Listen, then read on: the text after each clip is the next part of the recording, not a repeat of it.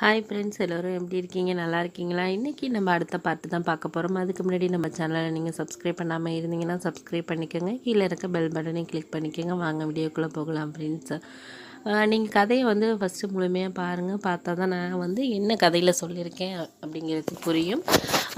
இந்த பாட்டோட முன்னாடி என்ன நடந்துச்சு அப்படிங்கிறதையும் நான் கதையில் வந்து என்னோடய சேனலுக்கு போயிட்டு பாருங்கள்.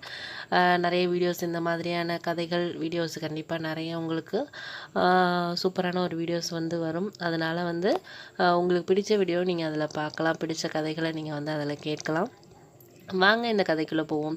அத்தை இந்த மாதிரி சொன்னதுக்கப்புறம் எனக்கு ரொம்பவே வந்து ஒரு மாதிரி அதிர்ச்சியாகவும் இருந்துச்சு. என்ன இவங்க திடீர்னு இப்படி பேசுகிறாங்க, நல்லா தானே இருந்தாங்க, ஒருவேளை அவங்க முன்னாடியிலேருந்தே அப்படி ஒரு எண்ணத்தில் இருந்திருக்காங்களா அப்படிங்கிறது என் மனசுக்குள்ள ஒரு நெருடலாக இருந்துச்சு. இருந்தாலும் பரவாயில்ல, நம்ம வந்து அவங்கள டக்குன்னு வந்து இவ்வளோது நம்மளுக்கு உதவி பண்ணியிருக்காங்க, நம்ம அம்மாவுக்கும் நல்லபடியாக இருந்துகிட்டு இருக்காங்க அப்படிங்கிறப்போ நம்ம திடீர்னு அவங்கள வந்து அவாய்ட் பண்ணவோ இல்லை மூஞ்சில் அடித்த மாதிரி பேசவோ நம்மளால் கண்டிப்பாக வந்து அது சரியாக இருக்காது அப்படின்னு தோணுச்சு.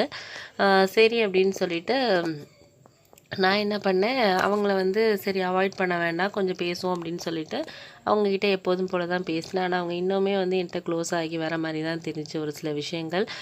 அன்றைக்கி அவங்க ரொம்பவே வந்து அழகாக ரெடியாகி வந்துருந்தாங்க. ரொம்ப சூப்பரான ஒரு கிராண்டான புடவை வந்து கட்டிக்கிட்டு வந்திருந்தாங்க.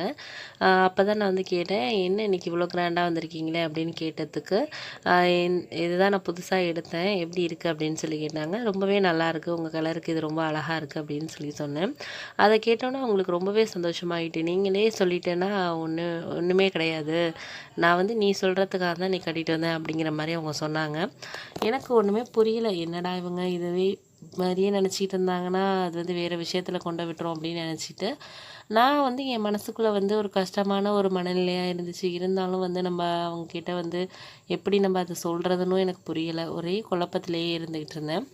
அப்போ வந்து எனக்கு ஒரு யோசனை தோணுச்சு, இவங்ககிட்ட என்ன தான் அவங்க மனசில் நினச்சிருக்காங்கங்கிறத நம்ம கேட்டுறணும் அப்படிங்கிறது மட்டும் நல்லா தெளிவாக இருந்துச்சு. ஏன்னா நம்ம வந்து ஒருத்தவங்கள பற்றி அவங்க என்ன நினைக்கிறாங்கன்னு தெரியாமல் நம்ம வந்து டக்குன்னு முடிவு பண்ணிடக்கூடாது அப்படிங்கிறதுனால சரி நம்ம அவங்கக்கிட்ட கேட்போம் அப்படின்னு சொல்லி ஒரு மனசுக்குள்ள ஒரு எண்ணம் வந்துச்சு. சரி அப்படின்னு சொல்லிட்டு அன்றைக்கி வந்து கடை வந்து லீவ் விட்டுருந்தோம். ஏன்னா சில தொடர்ந்து வேலைகள் இருந்ததுனால அந்த கடையை வந்து லீவ் விட்டுருந்தோம். ஒரு நாள் லீவ் விட்டுருந்தோம். அதுக்காக வந்து நானும் அத்தையும் வந்து அதுக்கப்புறம் வந்து மாவெல்லாம் அரைக்கிறதுக்கு பொருள்லாம் வாங்குறதுக்கு போயிருந்தோம், கடத்தர போயிருந்தோம். அப்போ வந்து அவங்கக்கிட்ட நான் இதுமாதிரி உங்ககிட்ட தனியாக பேசணும் அப்படின்னு சொல்லி சொன்னேன். சரி வா பேசலாம் அப்படின்னு சொல்லி சொன்னாங்க. அப்போ வந்து ஒரு பூங்கா மாதிரி ஒரு இடத்துக்கு போயிட்டு இது மாதிரி நான் உங்ககிட்ட ஒன்று கேட்பேன் அத்தை, நீங்கள் தப்பாக நினைக்கக்கூடாது அப்படின்னு சொல்லி சொன்னேன். அதுக்கு அவங்க வந்து நீங்கள் எது கேட்டாலும் தப்பு இல்லை அப்படிங்கிற மாதிரி சொன்னாங்க, காமெடியாக பேசுனாங்க. இல்லை நான் சீரியஸாக அந்த நேரத்தில் பேசுகிறேன் அப்படிங்கிற மாதிரி நான் சொன்னதுக்கு அவங்க உடனே என்ன சீரியஸ்னஸ் அப்படிங்கிற மாதிரி அவங்க அவங்க முகமே வந்து வேறு மாதிரி இருந்துச்சு. என்ன கேட்க போகிற அப்படின்னு சொல்லிட்டு நான் அதுக்கு தான் உடனே கேட்டேன், நீங்கள் என்கிட்ட இப்படி ரொம்ப ரொம்ப உரிமை எடுத்துக்கிற மாதிரி சில விஷயங்கள் பண்ணுறீங்க. நான் வந்து ஒரு புதுசாக ஒரு வேலைக்கு ஒரு பொண்ணை சேர்த்தா உங்களுக்கு பிடிக்கல, அதுக்கப்புறம் நீங்கள் ட்ரெஸ் பண்ணுறத வந்து நான் வந்து நல்லா இருக்கணும்னு நினைக்கிறேன், சொல்லணும்னு நீங்கள் நினைக்கிறீங்க, அந்த மாதிரி சில விஷயங்களையெல்லாம் இப்போ கொஞ்சம் நாளாக நீங்கள் பண்ணிகிட்டு இருக்கீங்க. ஃபஸ்ட்டு அந்த மாதிரி ஒரு எண்ணங்கள் இல்லை, ஏன் அப்படிங்கிற மாதிரி கேட்டதுக்கு அவங்க ஃப்ராங்காக ஒரு விஷயத்த வந்து என்கிட்ட சொன்னாங்க. எனக்கு ரொம்ப அது வந்து அவங்கக்கிட்ட இந்த மாதிரி ஒரு விஷயம் சொல்லுவாங்கன்னு நான் எதிர்பார்க்கல அப்படின்னே சொல்லலாம். என்ன அப்படின்னா, எனக்கு வந்து ஒன்று ரொம்ப பிடிச்சிருக்கு, ஒன்றுகிட்ட பேசுகிறது பழகிறது எனக்கு ரொம்ப பிடிச்சிருக்கு, அதனால நான் அப்படி பேசுகிறேன் அப்படின்னு ஒரே வார்த்தையில் சொல்லிட்டாங்க. நான் வந்து இது மாதிரி நீங்கள் பேசிக்க நான் எதிர்பார்க்கல அப்படிங்கிற மாதிரி சொன்னதுக்கு என்னோடய லைஃப்பில் வந்து நான் எதிர்பார்த்தது எல்லாமே வந்து எனக்கு வந்து தோல்வியில் தான் முடிஞ்சிச்சு. நான் வந்து என்னோடய கணவர் நல்லா என்னை பார்த்துக்குவார்னு எதிர்பார்த்தேன், அது நடக்கலை. அவர் வந்து என் மேலே அன்பாக இருப்பார்னு நினச்சேன், அதெல்லாம் எதிர்பார்க்கலை.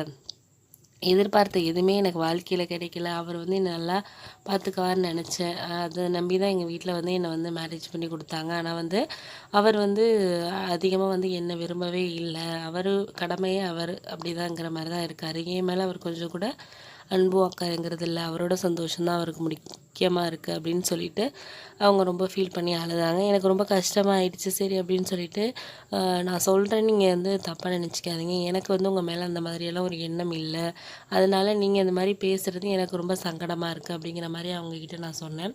அதுக்கு அவங்க வந்து ஒன்றும் பேசலை, கொஞ்சம் அமைதியாக இருந்தாங்க. அடுத்தது என்ன நடந்துச்சுங்கிறத நான் அடுத்த பாட்டில் உங்ககிட்ட ஷேர் பண்ணுறேன் ஃப்ரெண்ட்ஸ். இந்த வீடியோ இதோட முடியுது. மறக்காம சர்ப்ரைஸ் பண்ணுங்க. தேங்க்யூ.